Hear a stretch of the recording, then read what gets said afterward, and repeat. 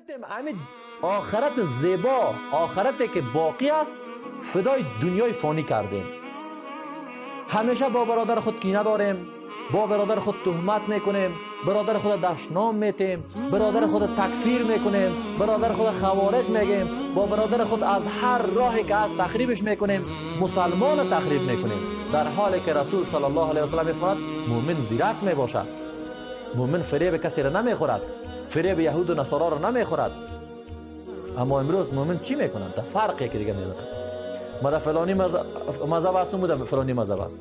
بیاین مسئله مذهب و مسئله گروه و تفرقه و مسئله فلان و فلان او طرف نازید. بسم الله الرحمن الرحیم. واعتصموا بحبل الله جمیعا ولا تفرقوا. بر اسمان الله سبحانه و تعالی چنگ بزنید، تفرقه بازی نکنید، حزب و حزب بازی نکنید، گروه و گروه بازی نکنید. گروه بازی، حزب بازی، تفرقه بازی در اسلام مردود است. همون یهود و نصارا قرآن خوب مطالعه میکنن، استفاده میکنن، میبینن که آیت قرآن به صراحت آمده که مسلمان ها باید چی کنن؟ یک دست باشن. اونها میگرن برعکس کار میکنن، در بین مسلمان ها تفرقه را ایجاد میکنن. فلانی در اینی حزب است، فلانی در اینی مذهب است، فلانی اینی است، در حالی که در اسلام عزیز مشخص است همه چیز. الله متعال در سوره حج میفرماید هو سماکم المسلمین. بگو که من مسلمان هستم، بگو که من آنچه که الله و رسول الله گفته اطاعت میکنم. دیگه هیچ چیزی بالای ما شما چیز نه واجب است نه سنت که چی کنیم؟ اطاعت بکنیم.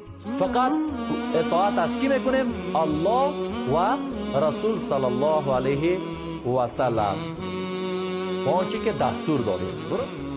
قبل از این که رسول صلی الله علیه و سلم رحلت بکند، برای من و شما چی کرده؟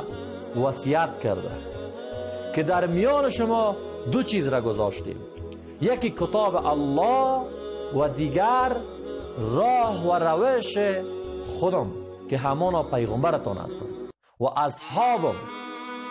شما متمسک به اینها شوید، به کتاب الله، به سنت رسول الله. هرگز فریب دشمن را نمیخورید، هرگز شما منحرف نمیشید، هرگز به حزب و گروه و امثال هم تفرقه بازی متمسک نمیشید، متمسک به یک پارچگی میشید، یک دست میباشید. آن زمان شده یهود و نصارا میخواد تو رو شکست بده و تو هم در بین یکی دیگر میزنی، ما در بین یکی دیگر میزنیم، تفرقه بازی میکنیم، فلانی ای شد ای شد ای شد. برادر، همه ما مسلمان عقیده های ما را درست بسازیم، عقیده های ما را مطابق قرآن و حدیث بسازیم، بس هر جای هستیم به حد و اندازه توان خود زحمت بکشیم.